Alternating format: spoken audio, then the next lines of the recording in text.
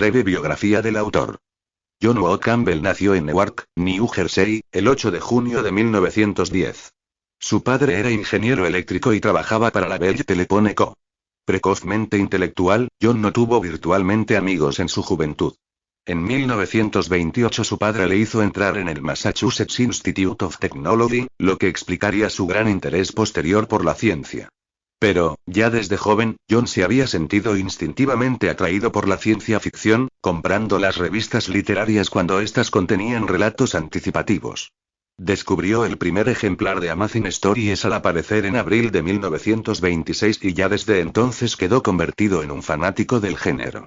Luego, iniciaría una carrera literaria en la que destacan obras tan importantes como The Black Star Passes, Invaders from the Infinite, Cloak of Fire y Wogo Estere, publicada en el N6 de la revista española Nueva Dimensión con el título El enigma de otro mundo.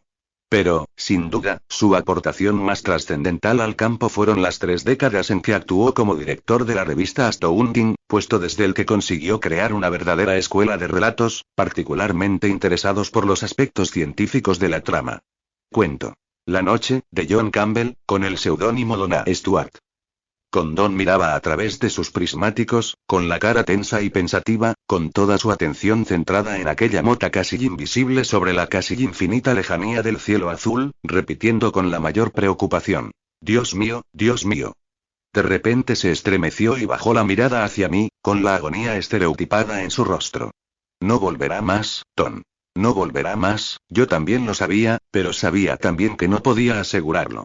Sin embargo, sonreí y dije: Oh, yo no diría tanto. Si acaso, tendría miedo por su regreso. Uno no sabe lo que puede haber sucedido por allá. El mayor Condon temblaba intensamente. Su boca se agitó horriblemente unos instantes antes de poder hablar. Talbot, estoy asustado. Terriblemente asustado. Usted es su ayudante y sabe que está tratando de desafiar a la gravedad, de derrotarla. Los hombres no están hechos para eso, es un error, un error. Sus ojos se pegaron de nuevo a los binoculares, con la misma terrible tensión. Y ahora estaba diciendo, una y otra vez, de manera distraída: un error, un error, un error. De pronto, sus palabras cesaron y quedó rígido. Igual hicieron la docena de hombres que había de pie en aquel pequeño y solitario campo de emergencias. Entonces, el mayor se desplomó al suelo. Yo no había visto nunca a un hombre desfallecido, no había estado nunca en tal situación con un oficial del ejército con la medalla de servicios distinguidos. No me detuve a ayudarle, porque supe que algo había sucedido. Cogí los binoculares. Allá, en la inmensidad del cielo, se divisaba la insignificante mota de color naranja. Allá donde casi no hay aire y donde aquel hombre había sido obligado a vestir un traje estratosférico con un pequeño calentador de alcohol. Sus amplias alas color naranja se encontraban ahora envueltas por el leve resplandor de una luz gris perla. E iba descendiendo, lentamente al principio, describiendo círculos hacia abajo, sin dirección fija. Luego se inclinó hacia abajo, se elevó y, sin saber cómo, entró en barrena. Fue horrible. Supongo que yo respiraba en aquel momento, pero no lo parecía. Le costó minutos bajar aquellas millas, pese a su velocidad, llegó un momento en que salió de la barrena, merced a la gran velocidad que traía, se estabilizó y se lanzó en un picado centelleante. Cuando tropezó con la tierra, a unas 15 millas de distancia de donde estábamos, se había convertido en un espantoso ataúd volante, que descendía a más de 500 millas por hora. El terreno experimentó una tremenda sacudida y el aire se conmovió con el impacto de la colisión. Mucho antes de que se estrellara, nos hallábamos subidos en los coches, corriendo desesperadamente a través de los campos. Yo iba en el coche de Bob con Jeff, su técnico de laboratorio. Era el pequeño turismo de Bob, que ya no iba a necesitar más. El motor ganó fuerza enseguida y, antes de salir del campo, ya estábamos a 70. Seguidamente cruzamos una profunda cuneta y saltamos a la carretera. Era una carretera desierta y asfaltada que debía conducir a donde estaba él. El motor rugía a medida que Jeff apretaba el acelerador. Indistintamente, oía el poderoso coche del mayor que venía detrás de nosotros. Jeff conducía como si estuviera loco, pero yo no me percataba de ello. Sabía que el coche había llegado a los 95, pero creo llegó a rebasarlos. El viento que me azotaba los ojos me hacía saltar las lágrimas, de forma que no estaba bien seguro de si lo que veía era humo, llamas o qué. Con el combustible del diésel no debía ocurrir así, pero aquel avión había venido haciendo cosas incomprensibles. Había estado probando la bobina antigravitatoria de Carter. Íbamos disparados sobre la lisa y recta carretera a través de la ancha y llana campiña, y el viento entonaba un requiem en torno al automóvil. Al frente vi que se bifurcaba otra carretera que debía conducir hacia donde se encontraba Bob. Los frenos dejaron sentir su plañidero lamento, los neumáticos se arrastraron violentamente, y el coche patinó de lado. Era una carretera de arena. Nos internamos en ella, aminorando la marcha a 65 pegados al asiento, mientras la suave arena nos salpicaba y envolvía. Jeff entró violentamente por un sendero de vacas y los amortiguadores redoblaron su trabajo. Nos detuvimos a un cuarto de milla de donde se encontraba el aeroplano. Nos encontramos ante un campo vallado de pastos y árboles. Saltamos la cerca y corrimos hacia allí. Jeff llegó el primero, justamente cuando el coche del mayor frenaba bruscamente detrás del nuestro. El mayor estaba pálido y frío cuando se unió a nosotros. Muerto, afirmó.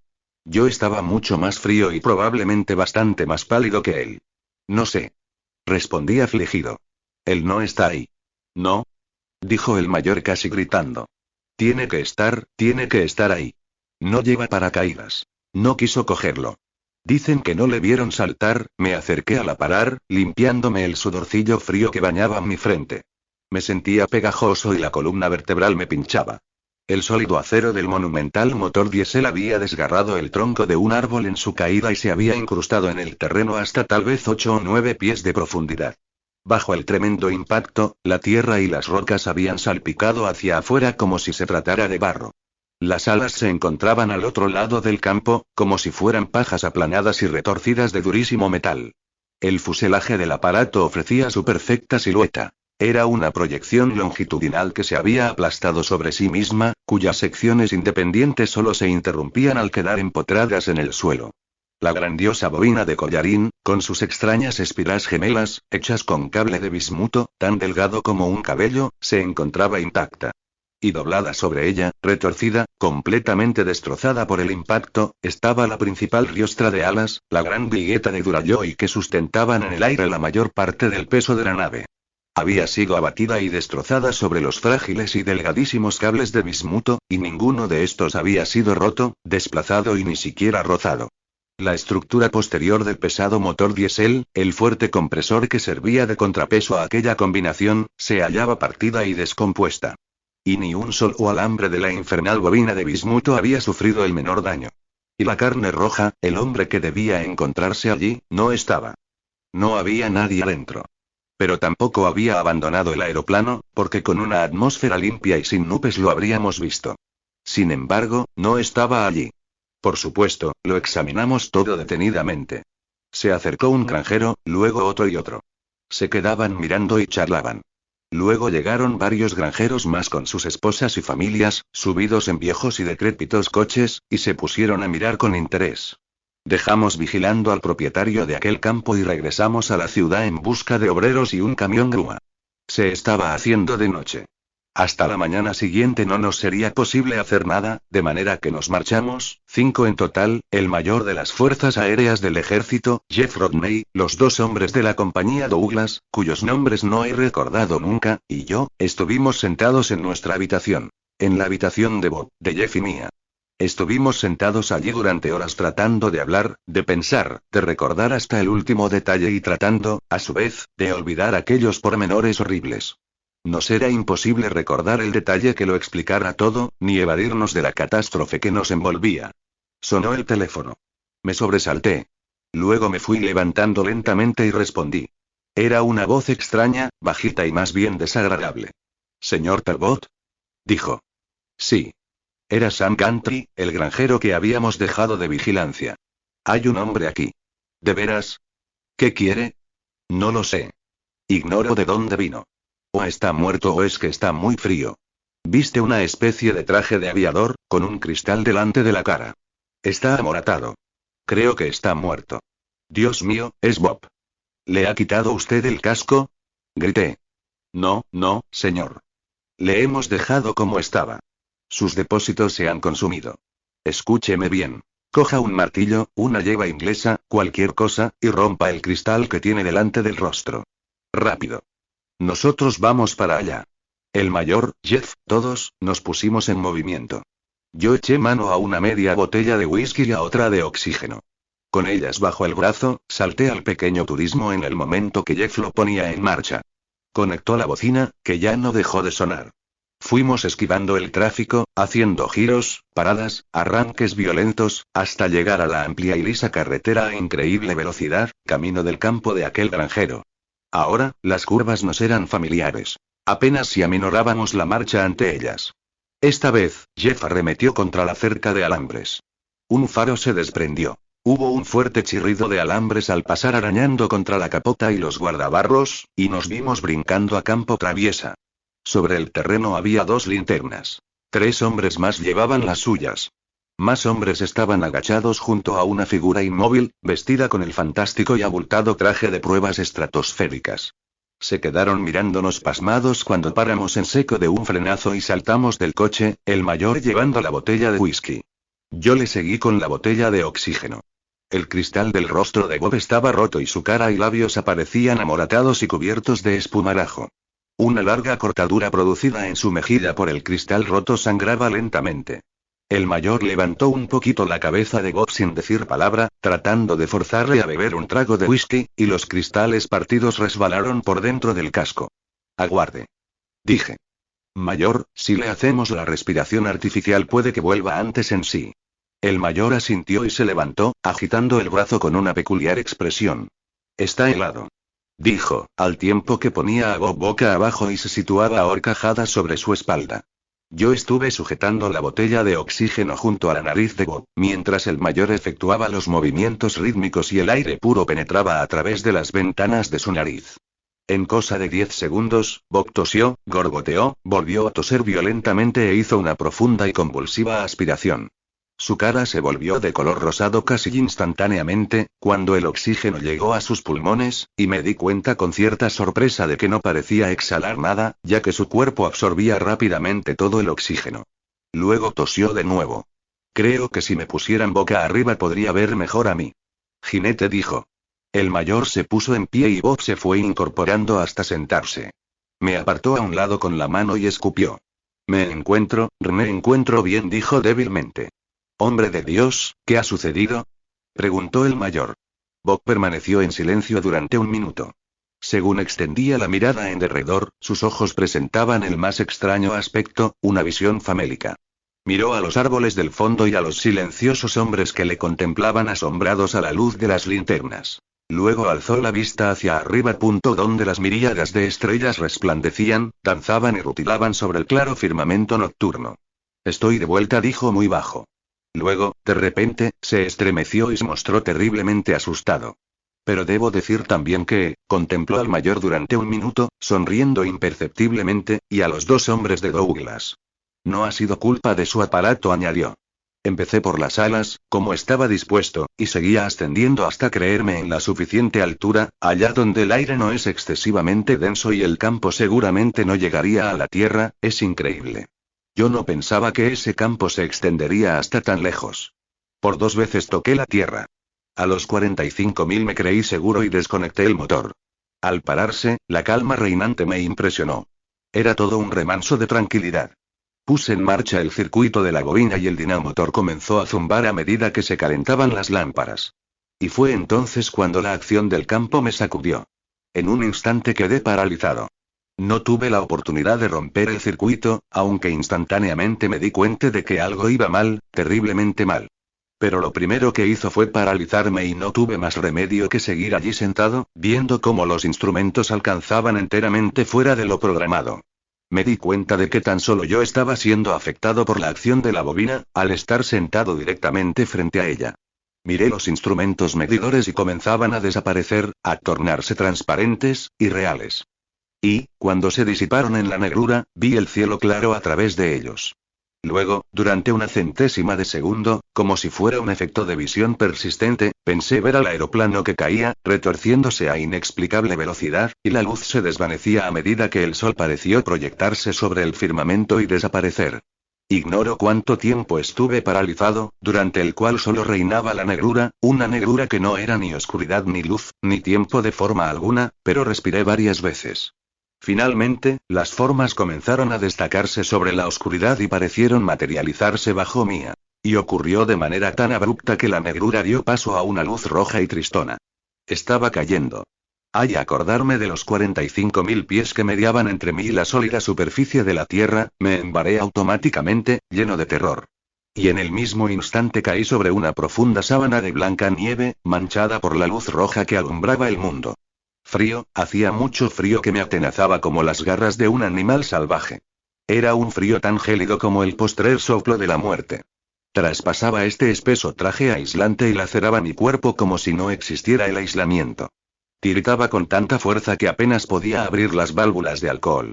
Ya saben que llevaba tanques de alcohol y rejillas de catalización como medio de calefacción, porque los únicos campos eléctricos que yo deseaba eran los correspondientes a los aparatos.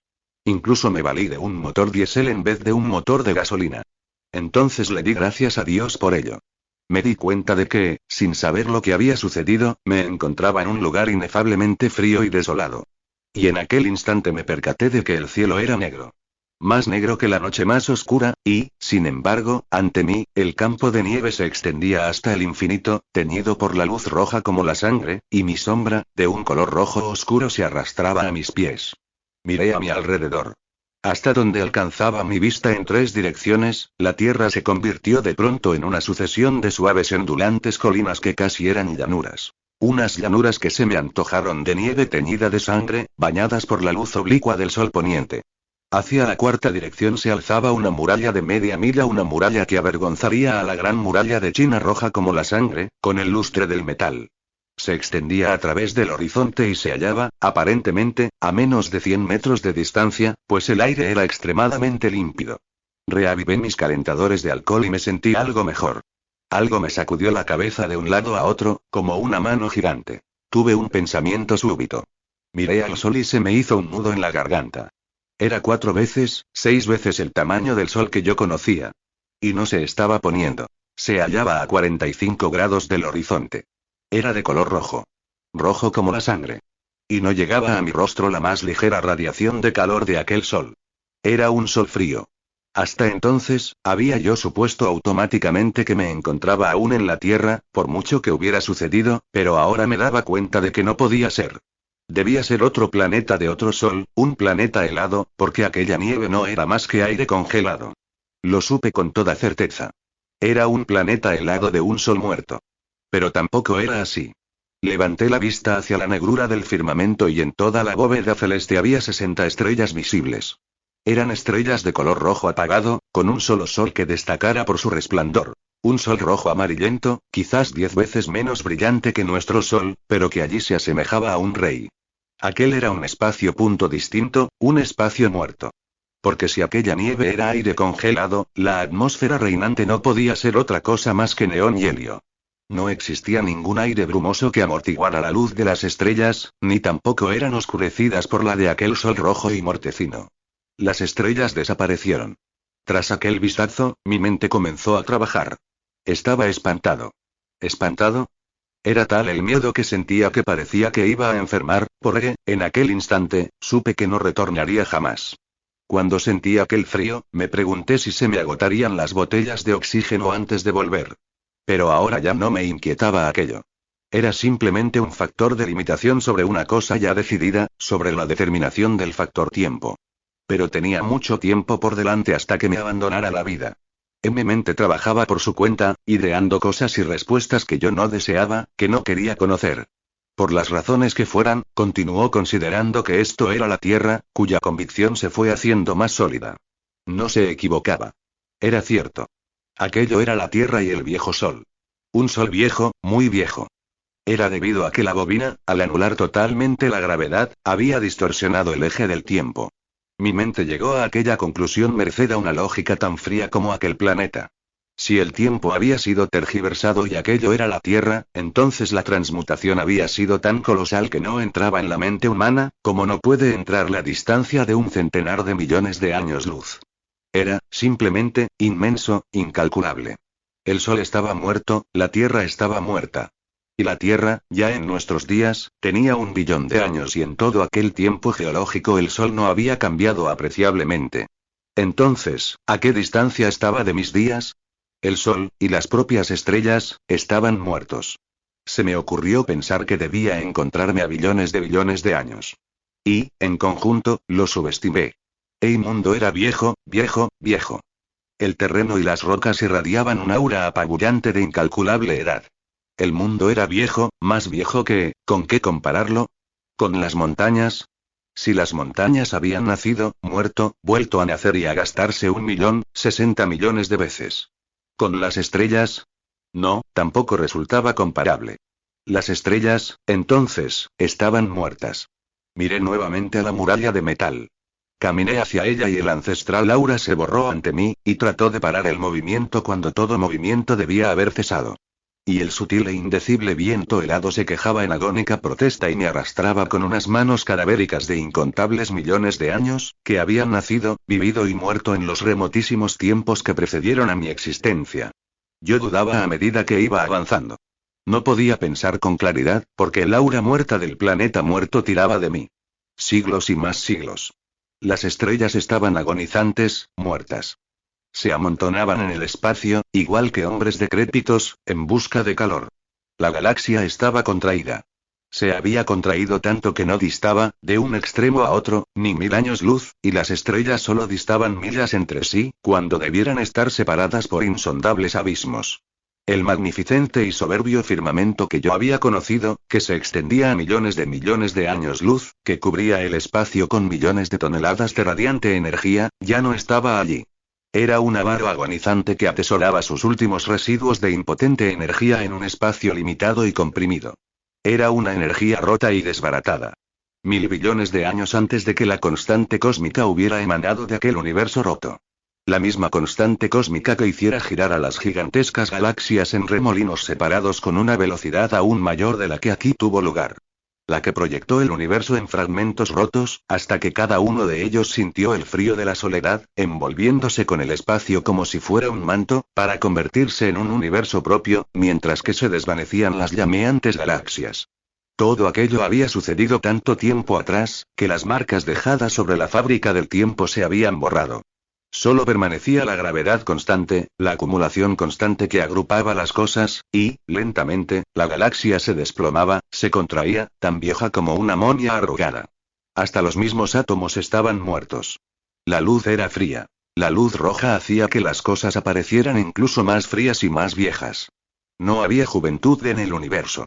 Yo no pertenecía a aquel universo y el leve murmullo de protesta levantada contra mí por el viento infinitamente frío, me lanzaba fútiles y mudas diatribas, lamentando mi intrusión desde un tiempo en que las cosas eran jóvenes. Eran un relincho débil que congelaba mi juventud. Yo seguía avanzando penosamente y la muralla metálica se iba retirando, como si fuera un espejismo del desierto. Estaba demasiado estupefacto ante la edad que tenían las cosas, para detenerme a pensar. Simplemente seguía adelante. Sin embargo, me iba acercando a ella. Aquella muralla era real. Estaba fija. Cuando conseguía llegar más cerca en mi lento caminar, el lustre de la pared desapareció y, con ello, murieron mis últimos rescoldos de esperanza. Yo había esperado que, tras la muralla, hubiera todavía algún ser vivo. Que estuvieran allí aún los seres que hubieran levantado aquello. Pero ya no podía detenerme. Seguía adelante. La muralla estaba rota y agrietada. No era una pared lo que yo había visto. Era una serie de murallas rotas que en la distancia parecían una sola. No había agentes que las hicieran envejecer, solo el batir de unos vientos imperceptibles y sin vida, unos vientos de neón y helio, inertes e incorrosivos, tan muertos e inertes como el universo. La ciudad llevaba muerta una veintena de billones de años. Aquella ciudad había muerto desde hacía un tiempo 10 veces más largo que la edad actual de nuestro planeta. Pero nada la había destruido. La tierra estaba muerta, demasiado muerta para sufrir la tortura de la vida. El aire estaba muerto, demasiado muerto para corroer el metal. Pero también el universo estaba muerto. No existía radiación cósmica, pues, para finalmente arrasar las murallas con la desintegración atómica. Había existido una muralla, una sola muralla de metal. Algo topó contra ella, quizás un último meteoro errante, en un tiempo incalculablemente remoto, para romperla. Pasé a través de la gran abertura. La ciudad estaba cubierta por una nieve blanca y suave. El enorme sol rojo seguía inmóvil en el mismo lugar. La incesante rotación de la Tierra hacía muchísimo tiempo que había cesado. Arriba se veían jardines muertos, y me subí vagando hasta ellos. Aquello fue lo que realmente me convenció de que se trataba de una ciudad humana levantada sobre la Tierra.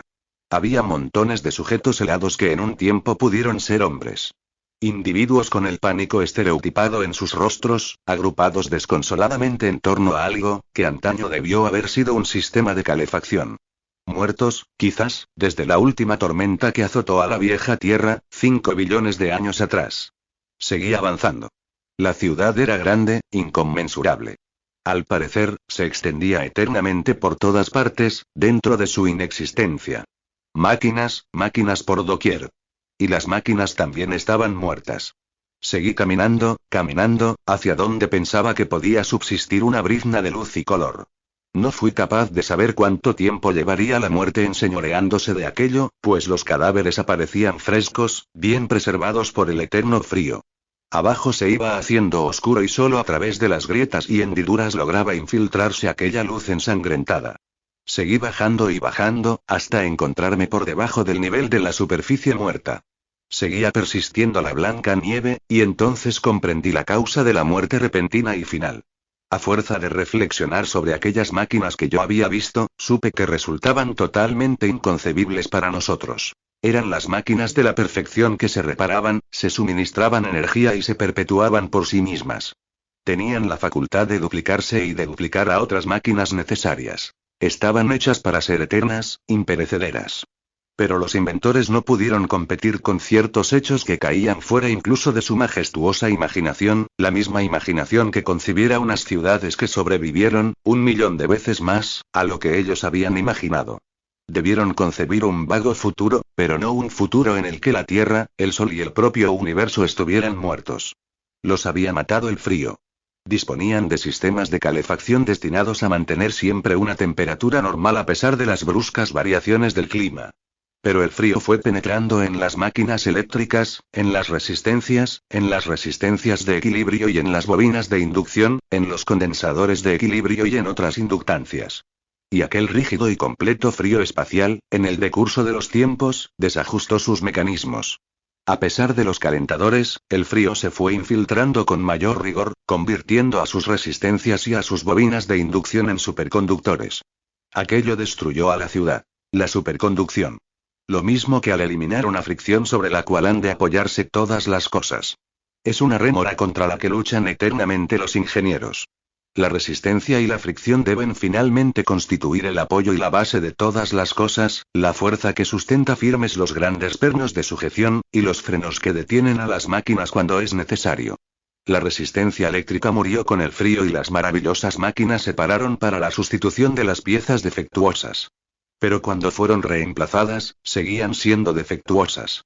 ¿Por cuántos meses se prolongó aquel constante parar, ser reemplazadas, comenzar de nuevo, parar otra vez, hasta que, derrotadas finalmente para siempre, aquellas vastas plantas de energía eléctrica se inclinaran vencidas ante lo inevitable? El frío las había derrotando y eliminando el mayor obstáculo de los ingenieros que las habían construido: la resistencia. Debieron luchar incesantemente, como diríamos nosotros, durante 50 billones de años, contra la creciente intrusión de la áspera naturaleza, sustituyendo constantemente las partes gastadas y defectuosas. Al fin, derrotadas para siempre, las gigantescas plantas de energía eléctrica alimentadas por átomos muertos, sucumbieron ante el eterno ocio y el frío. Finalmente las había conquistado aquel frío. Pero no reventaban. En ninguna parte llegué a ver ninguna máquina destrozada. Siempre se habían parado automáticamente cuando las resistencias defectuosas imposibilitaban su funcionamiento. La energía almacenada, destinada a seguir alimentando a las máquinas después de su reparación, hacía mucho tiempo que se había perdido. Me constaba que ya no podrían echar a andar nunca más. Me pregunté cuánto tiempo habrían seguido funcionando después de extinguirse la necesidad humana de aquellas máquinas. Porque la vasta ciudad, en sus últimos días, incluiría muy pocos seres humanos. ¿Por qué indecible período de tiempo siguieron marchando perfectamente y en solitario aquellos mecanismos derrotados al fin? Seguí errante por la ciudad muerta para ver más cosas, quizá, antes de que también a mí me alcanzara la muerte. Por todas partes se veían pequeñas máquinas completas, máquinas limpiadoras, que habían mantenido la ciudad perfectamente limpia y ordenada, que permanecían impotentes y paralizadas por la eternidad y el frío. Debieron de seguir funcionando durante años después que las grandes estaciones centrales de energía fallaran, porque cada máquina contaba con sus propias reservas de fuerza, necesitando solo una recarga ocasional de las estaciones centrales. Pude ver partes de la ciudad donde habían ocurrido derrumbamientos y, agrupados en torno a los mismos, había máquinas reparadoras inmóviles, con sus mecanismos en posición de trabajo, los escombros barridos y cuidadosamente depositados sobre camiones inmóviles. Nuevas vigas y planchas estaban parcialmente colocadas, parcialmente puestas y abandonadas en tal estado. Estaban tal como quedaron, cuando se agotó infructuosamente el último hálito de energía gastada por aquel gigantesco cuerpo en su último intento por repararse a sí mismo. Las heridas mortales aparecían insubsanadas. Inicié el regreso hacia la parte alta de la ciudad. Fue una ascensión larga, infinita y agotadora. Media milla de rampas en espiral ante casas desiertas, habitadas por la muerte. Luego pasé delante de tiendas y restaurantes, aquí y allá, ante pequeños e inmóviles coches automotores de pasajeros. Proseguí subiendo hasta los jardines de la cumbre que yacían rígidos, quebrados, ateridos. La rotura de su techumbre debió producir un frío repentino porque sus hojas yacían verdes dentro de las fundas formadas por el aire blanco y helado. Era un vidrio quebradizo, verde y perfecto al tacto. Las flores, lozanas y frescas en maravillosa perfección, se mostraban inmóviles. No parecían muertas, pero no daban la sensación de que pudieran aparecer de otra forma bajo la sábana de hielo. ¿Han velado ustedes alguna vez a un difunto? Bob levantó la vista y miró a través de nosotros. Yo tuve que hacerlo una vez en el pueblecito donde vivía, porque era costumbre. Me senté junto con unos cuantos vecinos, mientras el hombre moría ante mis ojos. Sabía que aquel hombre moriría cuando yo llegara allí. Y así sucedió. Estuve sentado allí toda la noche, mientras que los vecinos iban desfilando uno a uno y reinaba la paz. La paz de la muerte. He vuelto a repetirlo. He estado velando a otro difunto. El cadáver de un mundo, en un universo muerto, pero la paz no empezó a reinar allí. Llevaba reinando desde hacía billón de años, y fue mi llegada la que agitó el débil espectro de unas esperanzas, tiempo a muertas, de aquel planeta con gemidos de protesta contra mí, procedentes de un viento formado con gases muertos. Ya no volveré a llamarlos gases inertes. Sé que son gases muertos de mundos sin vida. Y arriba, a través del cristal roto del techo, los soles moribundos contemplaban a una ciudad muerta. No podía seguir allí. Seguí para abajo, descendiendo, planta tras planta de edificios de resplandeciente metal, que reflejaban la luz lóbrega y sanguinolenta del sol como si fueran manchas de carmín. Continué bajando y bajando, hasta encontrarme de nuevo con las máquinas. Pero, incluso allí, la desesperanza parecía más intensa. De nuevo recordé la agonizante lucha de las máquinas, eternamente fieles, tratando de repararse a sí mismas una vez más para servir a los dueños que habían muerto hacía un billón de años. Las pude ver de nuevo en sus exhaustas y petrificadas posturas, inmovilizadas eternamente en sus desamparados esfuerzos, derramando sus últimos recursos de energía en infructuosa lucha con el tiempo. Poco importaba. El propio tiempo estaba agonizando también lo mismo que la ciudad, el planeta y el universo que él mismo había aniquilado. Pero aquellas máquinas habían intentado desesperadamente volver a ser útiles y habían fracasado. Ahora ya no podían volver a intentarlo. Ellas, las inmortales máquinas, estaban muertas. Me marché otra vez, alejándome de aquellas máquinas hacia los contados corredores que había al borde de la ciudad. No podía internarme mucho, antes de que la oscuridad fuera tan absoluta como el frío. Penetré en las tiendas donde sus mercancías, intactas por el tiempo y el frío, se ofrecían a la apetencia de aquellos extraños seres, pero humanos después de todo, que habían sido dueños de las máquinas y que ya no existían. Lleno de dudas, me metí en una de ellas para ver qué clase de cosas usaban en aquellos tiempos. A punto estuve de gritar. Algo se movió allí dentro. A través de mi traje, llegaron sus sonidos extrañamente suaves, producidos por aquello en el débil aire. Lo vi tambalearse por 2 veces hasta venirse abajo. No comprendo qué sistema de células de almacenamiento tendrían aquellos seres. Lo único que puedo decir es que eran increíblemente maravillosas. Aquella energía de reserva que de un modo u otro había yo liberado al entrar, debía de ser un último residuo que llevaba allí más tiempo que la vida de nuestro planeta. Su sonido se apagó para siempre, pero me obligó a salir de allí. Se había apagado mientras yo miraba, pero, en cierto modo, despertó en mí mayor curiosidad. De nuevo hice conjeturas, aunque menos agobiado por la total ausencia de vida. Quedaba todavía una parte de energía no consumida depositada en algún lugar inconcebible. Miré con mayor detenimiento y más de cerca. Y al ver una pantalla en una oficina empecé a dudar. Era una pantalla. Podía ver claramente que se trataba de una pantalla de televisión de cierto tipo. Curioseando toqué un botón. Se produjo un sonido. Un zumbido leve. A mi mente saltó la imagen de un posible sistema. Debía haber en alguna parte una vasta oficina central interconectada, dotada de unas células acumuladoras tan enormes y poderosas, en un tiempo, que incluso era grande aquella microfracción que quedaba. Un sistema de almacenaje intacto para las máquinas de reparación, para las máquinas de energía, importantes e irremisiblemente perdidas. En un instante renació mi esperanza. Había una serie de botones, mandos y dispositivos desconocidos. Tiré del botón que había presionado y permanecí tembloroso, lleno de dudas. ¿Quedaría alguna esperanza? Entonces se disiparon. ¿Qué esperanzas podía haber en una ciudad muerta? Y no solamente muerta, sino que llevaba sin vida sabe Dios desde cuándo. Si todo aquel planeta estaba muerto, ¿con quién podía conectar? Si no había nadie en todo el planeta, ¿qué importaba que existiera un sistema de comunicaciones? Miré al aparato con desesperanza. ¿Cómo iba yo a saber interpretar sus múltiples dispositivos?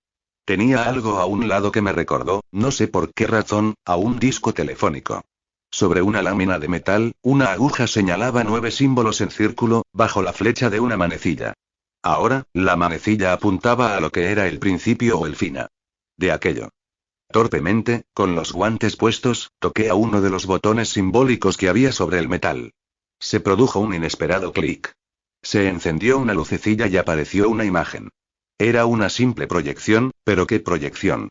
Ante mis ojos aparecía flotando una esfera tridimensional que iba girando majestuosamente. Cuando comprendí lo que era, casi me caigo al suelo de la sorpresa que tuve. La manecilla era un selector. Los botones que había bajo la manecilla, 9 en total, me eran conocidos. Los fui presionando, uno tras otro, y 9 esferas, cada una distinta, aparecieron ante mis ojos. Y fue entonces cuando me quedé reflexionando profundamente. Eran 9 esferas. 9 planetas. La Tierra se me mostró la primera. Era un planeta extraño, pero yo lo reconocí y supe que, a juzgar por el tamaño y posición relativa de la aguja, debía ser la Tierra. Luego, por orden, siguieron los otros 8. Ahora. Bien. ¿Había vida allí? En efecto, en cualquier parte de aquellos 9 mundos no tenía por menos de haber vida. Pero, ¿en cuál? ¿En Mercurio, el más próximo al Sol? No, el Sol estaba demasiado muerto, demasiado frío, para calentar incluso a Mercurio. Y Mercurio era demasiado pequeño. En medio de mis reflexiones me di cuenta de que me encontraba ante una gran oportunidad, porque sean cuales fueren los medios de comunicación empleados por aquellos seres, no podrían funcionar sin un potencial tremendo. Si aquellas increíbles células de almacenamiento habían reunido la fuerza necesaria para una sola fotografía, era de suponer que no les quedara más. De algún modo, deduje que este aparato no llevaría incorporada ninguna clase de resistencia. Aquí solo habría corriente alterna de hiperfrecuencia y solo se emplearían condensadores e inductancias. El frío no les perjudicaba, sino que favorecía su estado. No ocurría lo mismo con las máquinas movidas por una potencia inmensa de corriente directa. ¿Pero por dónde empezar? ¿Por Júpiter? Demasiado grande. Y entonces, ¿cuál tenía que ser la solución? El frío había arruinado a las máquinas, las había descompuesto, convirtiéndolas en conductores demasiado perfectos. No estaban diseñadas para luchar contra el frío espacial. Pero tales máquinas sí, por ejemplo, existían en Plutón, debieron ser diseñadas originalmente para semejantes condiciones. Allí siempre había hecho frío. Plutón estaría siempre helado. Miré al aparato con tanta intensidad que debió transportar mi simple alcance de la vista hasta el mismo Plutón. Era una esperanza. Mi única esperanza.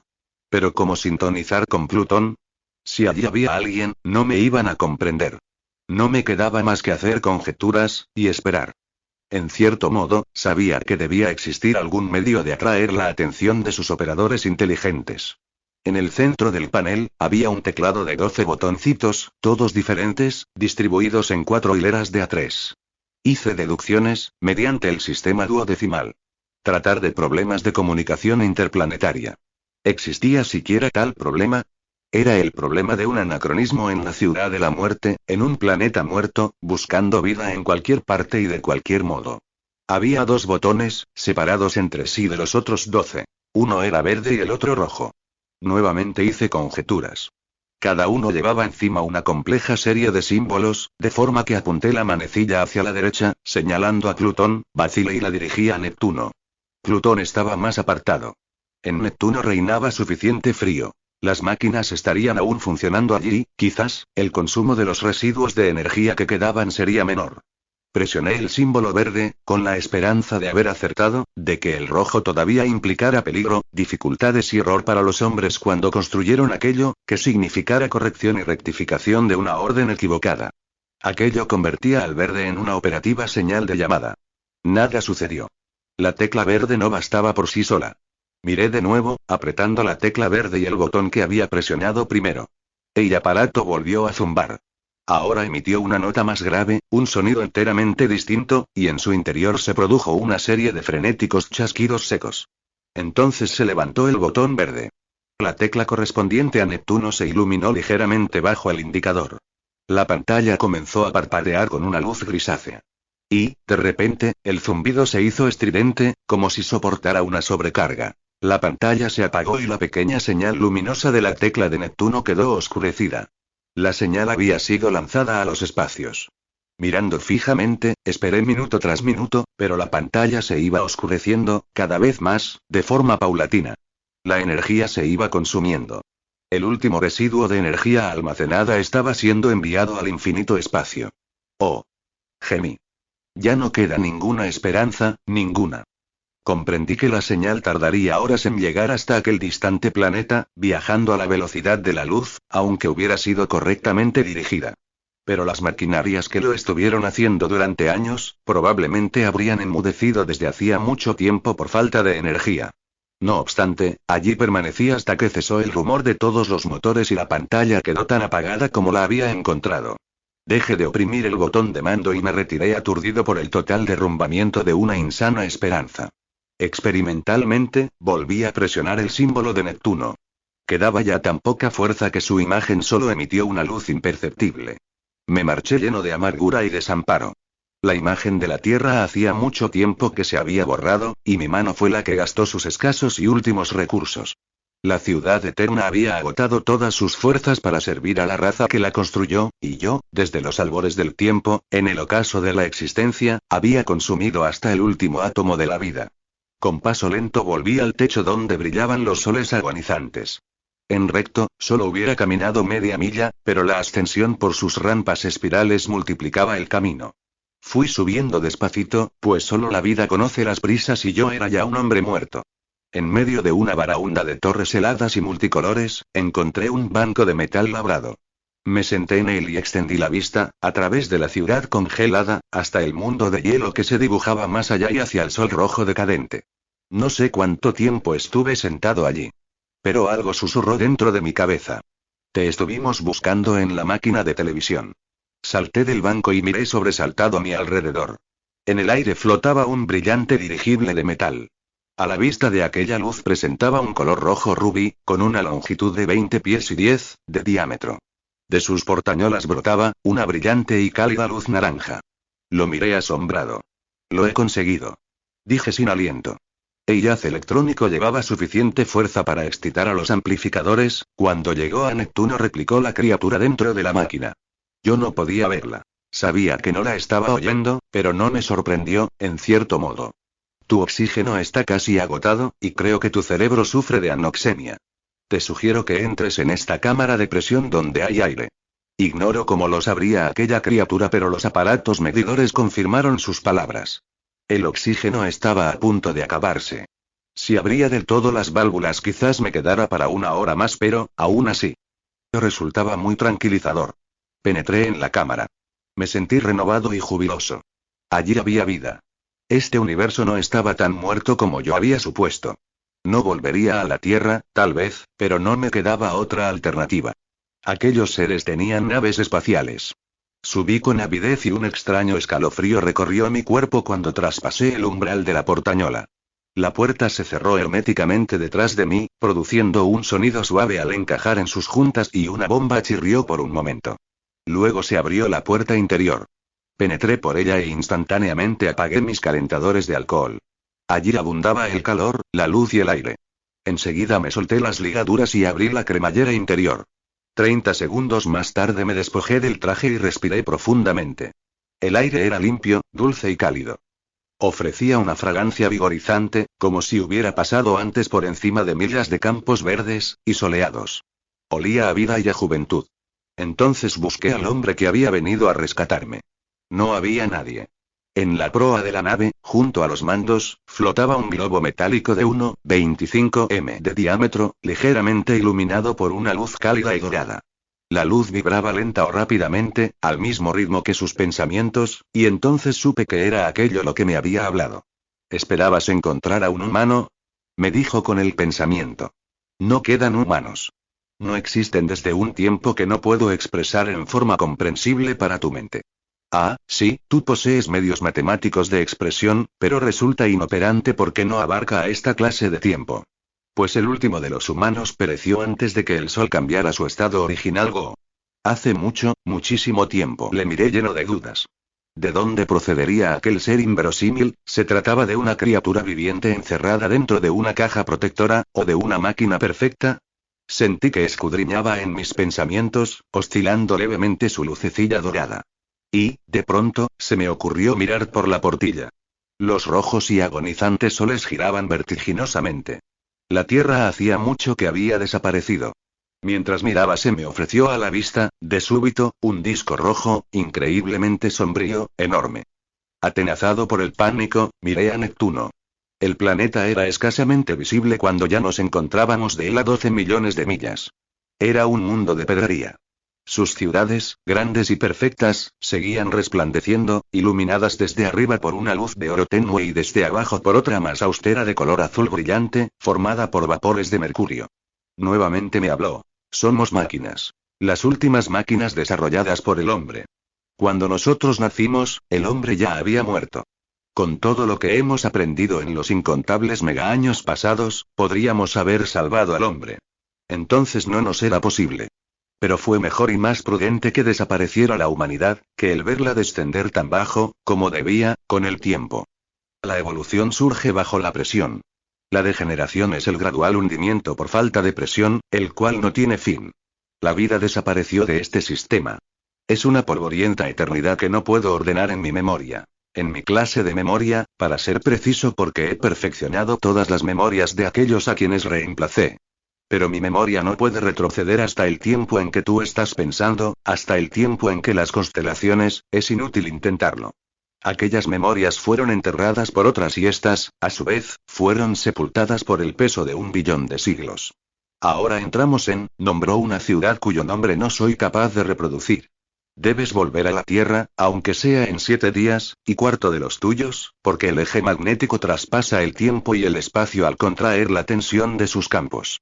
Creo que conseguiré introducirte en ella. Así pues, penetré en aquella ciudad, en la ciudad viviente de las máquinas que existió cuando el tiempo y el universo eran jóvenes. Yo no sabía entonces que, cuando todo el universo se había desintegrado, cuando el último sol estaba negro y frío, como polvo diseminado en un fragmento de un universo disgregado, este planeta, con sus ciudades mecánicas, continuaría subsistiendo, igual que un último copo de luz y calor, en un universo extinguido desde tiempo inmemorial. Entonces no lo sabía. ¿Aún te sigues preguntando por qué dejamos que muriera el hombre? Preguntó la máquina. Fue mejor así. En otro breve millón de años habría perdido su elevada posición. Fue mejor así. Ahora somos nosotros los sucesores del hombre. Y no pereceremos como pereció él. Existe una sucesión automática entre nosotros. En cierto modo lo comprendí. Me fue dado a entender la ciega continuación, sin propósito ni fin determinado, de las ciudades mecánicas. No poseían inteligencia, solo funciones. Estas máquinas, estos investigadores vivientes, pensantes y racionales, no tenían más que una función. Su función era ligeramente distinta. Estaban diseñados para curiosear e investigar eternamente. Y su esfuerzo era el que menos propósitos entrañaba, porque no podrían nunca llegar a su fin. Las ciudades luchaban eternamente solo contra la ciega destrucción de la naturaleza, contra el desgaste, la decadencia, la erosión. Pero su lucha, en tanto existieran, tenía un eterno oponente. Las máquinas, inteligentes. No, no totalmente inteligentes, sino otra cosa. Llamémoslas curiosas. Las máquinas carecían de oponentes. Tenían que ser curiosas. Tenían que seguir investigando. Y así lo llevaban haciendo desde tiempos tan incomprensiblemente remotos que ya no les quedaba nada sobre qué curiosear. Quienquiera que las hubiera diseñado las dotó de funciones y olvidó sus propósitos. Su única curiosidad consistía en preguntarse si existía, en cualquier parte, alguna cosa más que aprender. Aquello, y el problema que no deseaban resolver, pero que debían intentar resolverlo, constituía la ciega función de su misma estructura. Aquellas ciudades eternas eran limitadas. Las máquinas había visto el límite y también la esperanza de un cese final. Trabajaban en la energía del átomo. Pero las masas de los soles eran aún tremendas, habían muerto por falta de energía. Otro tanto podía decirse respecto a la masa de los planetas. Pero ellas también estarían muertas por falta de energía. Las máquinas de Neptuno me proporcionaron comida y bebida. Eran unos alimentos y bebidas extraños y sintéticos. No se veían en todo el planeta. Por fuerza, hicieron funcionar una máquina, parada desde hacía más de 1 billón de años, para que yo pudiera comer. Tal vez eso les reportara cierto regocijo. Mi gran estado de consunción les inducía a creer en mi próxima muerte. Gastaron poco, muy poco conmigo, porque su grado de eficiencia no tenía comparación. En todo el universo no hay más que un solo combustible: el hidrógeno. Con el hidrógeno, el más liviano de todos los elementos, se puede obtener el más pesado y liberar energía. Ellos sabían la manera de destruir la materia completamente para producir energía y podían hacerlo. Pero mientras que la liberación de energía de un compuesto de hidrógeno con elementos pesados resulta controlable, la que se extrae con la desintegración de la materia da lugar a un proceso de autorregeneración. Una vez que comienza, se va propagando en cadena sucesivamente a través de la materia y resulta incontrolable. Es imposible utilizar toda la energía de la materia. Los soles habían llegado a quemar su hidrógeno hasta un extremo tal, que ya no podían seguir quemando más. En la Tierra no quedaba un solo átomo de hidrógeno. Lo mismo sucedía en los demás planetas, salvo en Neptuno. Pero ahora, sus reservas no eran grandes. Mientras estuve allí, usé una apreciable fracción de ella. Es su última esperanza, y ahora, ya pueden ver el fin. En los pocos días que estuve allí, las máquinas iban y venían, siempre investigando, siempre curioseando. Pero en todo ese universo no hay nada que investigar. Solo hay un problema que no pueden resolver. La máquina me devolvió a la Tierra. Puso junto a mí algo que resplandecía con una luz peculiar, de color gris constante. Fijaría el eje magnético sobre mí, sobre mi localización, en cosa de pocas horas. Ya no pudo seguir allí y regresó a Neptuno, pero distaba solo unos millones de millas en este sistema solar arrugado como una momia. Me quedé solo sobre el techo de la ciudad, en el jardín helado, con su falaz semblanza de vida. Y me acordé de la noche del velatorio que había pasado al lado de aquel difunto. Había llegado allí y lo había visto morir. Reinó un silencio absoluto y yo quise tener alguien con quien hablar. Igual me ocurría ahora. Abrumado comprendí que estaba velando, en la noche del universo, en la noche y la paz del universo, al cuerpo de un planeta muerto, a las pálidas esperanzas de las incontables e innumerables generaciones de hombres y mujeres. El universo estaba muerto y yo lo estaba velando solo en la quietud de la muerte. Allá en la lejanía, en el planeta Neptuno, agonizaba el último hálito de vida. Era el aleteo engañoso de una vida sin propósitos. Pero tampoco era vida porque ésta, igual que el mundo, estaba muerta. Supe que ya no habría allí más sonidos, durante el corto tiempo que quedaba. Porque esto eran las tinieblas y la noche del tiempo y del universo. Era inevitable, el inevitable fin que se mostraba distante en mis días, en ios ancestrales tiempos cuando las estrellas eran potentes faros en el poderoso espacio, no los agonizantes candelabros que ahora alumbraban a un planeta muerto. Era inevitable, pues. Los candelabros debían quemar energía para ofrecer su fanfarrón espectáculo. Pero ahora los podía ver goteando lentamente, agotando sus últimas e infructuosas reservas de energía, igual que las habían agotado las máquinas de aquí abajo en su desesperado y fiel esfuerzo por intentar la reparación de una ciudad que ya estaba muerta. Hacía 1 billón de años que el universo estaba muerto. Comprendí que aquello era la última radiación de calor despedida por un cadáver, en una especie de imitación de la vida y el calor. Los soles llevaban muchísimo tiempo sin producir energía. Estaban muertos y sus cadáveres estaban exhalando el último y moroso calor de la vida, antes de acabar de enfriarse. Eché a correr. Creo que corría huyendo de la visión que presentaban en el cielo aquellos soles rojos y mortecinos, refugiándose en el negro sudario de la ciudad muerta que tenía debajo, donde no me inquietaba la falta de luz, de calor ni de vida, ni de imitación de vida. La completa oscuridad me sosegó un poco, en cierto modo. Cerré mis válvulas de oxígeno porque deseaba morir cuerdo, incluso aquí, y me constaba que ya no iba a regresar. Sucedió lo imposible. Volví en mí sintiendo este oxígeno puro ante mi rostro. No sé cómo vine. Solo sé que aquí hay calor y vida. En algún lugar, en la parte extrema de aquella bobina de bismuto, inevitablemente inmóvil, yace el planeta muerto y fluctúan, gota de gota, los candelabros que alumbran la vigilia de la muerte que yo debo guardar en la consumación de los tiempos. Fin del cuento. La noche, de John Campbell.